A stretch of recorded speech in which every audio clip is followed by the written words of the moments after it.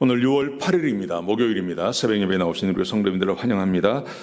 말씀 나누기 전에 공동기도 제목으로 기도하는 시간 갖도록 하겠습니다. 기도하시겠습니다.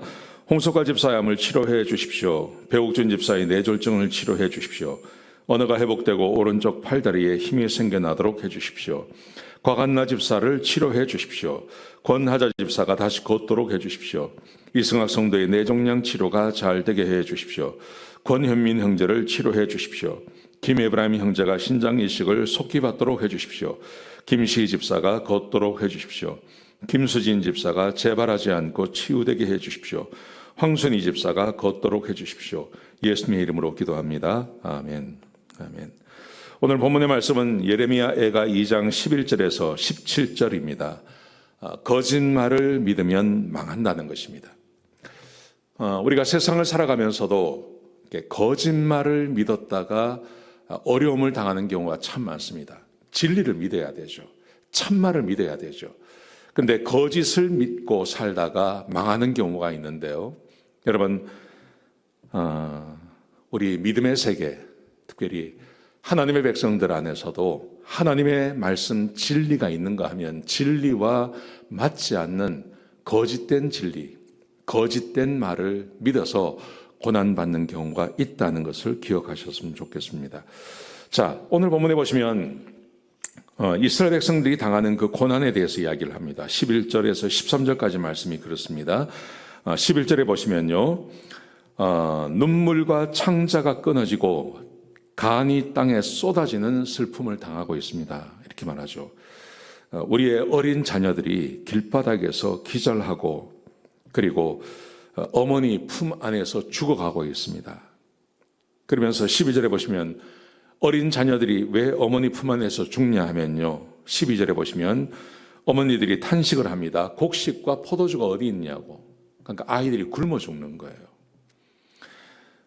자녀가 굶어 죽는 것을 보는 것처럼 가슴 아픈 일이 어디 있겠습니까? 얼마나 이게 비참한 죽음이겠습니까? 그런데 이제 이런 일을 당하는데 백성들이 이런 일을 당합니다. 그런데 왜 이런 일을 당하냐 하는 것입니다. 그 이유가 뭐냐 하는 것입니다. 14절에 보시면요, 너희 선지자들이 거짓말을 했고 그래서 너희 죄악을 드러내지 못하고 고치지 못했기 때문에 그렇다고 말씀하십니다. 예레미야 시대에 예레미야만 선지자였던 것은 아닙니다. 자칭 선지자들이 굉장히 많았습니다.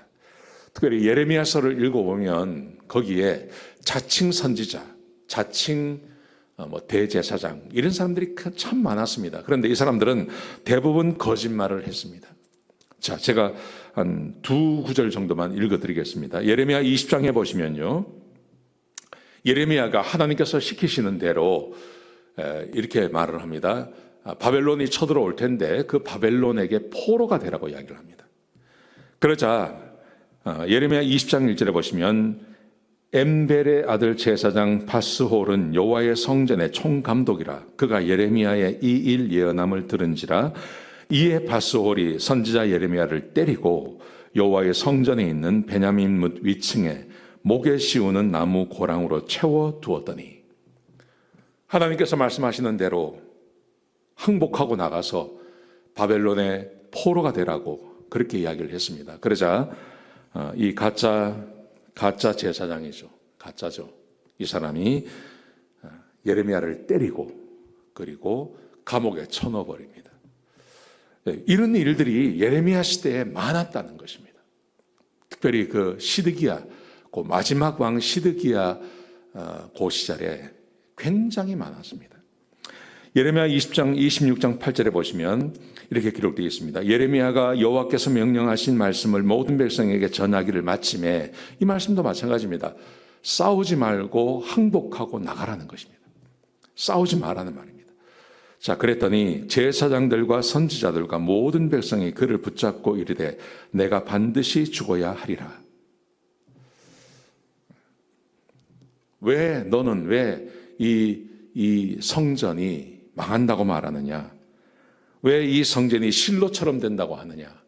실로는 그 사울 시대의 그 하나님의 성전이, 성막이 있던 곳입니다.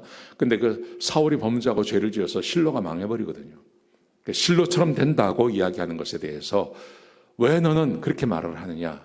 그러면서 하나님의 말씀을 증거하고 하나님의 예언을 이야기하는데 지금 이 사람들이 제사장들과 선지자들과 심지어 그 선지자들의 충동을 받은 이 백성들이 예레미야를 죽이려고 하죠. 하나님의 말씀은 항상 다르게 오는 것이 아닙니다. 우리가 하나님의 말씀대로 살고 순종하며 살아가고 그럴 때는 하나님의 말씀은 항상 축복과 좋은 소식으로 우리에게 오게 되어 있습니다.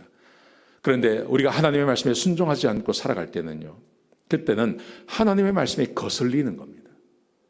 내가 하나님의 말씀에 순종하고 살아갈 때는 하나님께서 재앙을 말씀하셔도 그게 전혀 나에게 문제가 되지 않습니다. 그런데 내가 하나님의 말씀에 순종하지 않고 살아갈 때는 하나님의 말씀이 거슬리는 겁니다. 그래서 그렇게 말하는 사람이 싫습니다. 하나님의 말씀을 하나님 말씀대로 전하는 것이 싫습니다. 그래서 하나님의 말씀을 전하는 것을 받아들이지 않죠. 그리고 나의 안정을 이야기하고 내가 무슨 죄를 지어도 하나님께서 우리를 받아주시며 내가 하나님의 백성이기 때문에 내가 무슨 짓을 해도 하나님께서 나를 축복하십니다. 이런 메시지를 사람들은 좋아하게 되어 있습니다. 오늘 본문에 보시면 14절에 보시면요, 문제의 원인이 뭔지, 왜 하나님의 백성들의 자녀들이 굶어서 죽는 것을 봐야 하는 그런 고통스러움이 이 백성에게 임했냐 하면 바로 거짓 선지자의 말을 듣고 그 사람들의 일을 따랐기 때문에 이런 일이 생겼다고 말합니다. 여러분, 거짓 선지자의 말을 따르지 않기 위해서 어떻게 해야 될까요? 내가 하나님의 말씀을 알면 됩니다. 우리는 이미 구원받은 하나님 백성이 되었고 성령께서 우리 안에 거하시기 때문에 성경의 저자이신 그 성령님이 우리 안에 거하셔서 하나님의 말씀은 얼마든지 해석하고 읽을 수 있고 이해할 수 있습니다. 내가 하나님의 말씀으로 내 마음을 채우면 거짓을 말하는 사람과 참을 말하는 사람을 얼마든지 구분할 수 있습니다. 그런데 하나님의 말씀이 내 마음 가운데 없으면 우리는 거짓과 참을 구분하지 못합니다. 그저 감정적으로 대할 때가 많습니다. 여러분, 그렇기 때문에 우리는 진리 안에 있어야 됩니다. 내가 진리를 사모해야 되고 내가 하나님 말씀을 날마다 묵상해야 되고 그리고 참 하나님의 말씀을 증거하는 사람들의 말을 들으셔야 됩니다. 그래야 우리는 망하지 않는 것입니다. 오늘 새벽 예배 참 잘 나오셨습니다. 오늘 이 말씀 꼭 기억하시고 하나님의 말씀을 날마다 묵상하고 그 말씀을 따라서 하는 것을 게을리하지 마시기 바랍니다. 그렇게 하루를 살아가시는 저와 여러분 되시기를 주의 이름으로 축복합니다. 기도하시겠습니다. 귀한 말씀 주셔서 감사합니다. 하나님, 우리가 하나님의 진리 안에 머물러 있게 하여 주옵소서. 하나님의 말씀을 모르는 어리석은 자들이 되지 않게 하시고 세상의 거짓된 말씀에 내 마음을 두지 않도록 인도하여 주옵소서. 주님 감사합니다. 예수님의 귀하신 이름으로 기도드렸습니다. 아멘.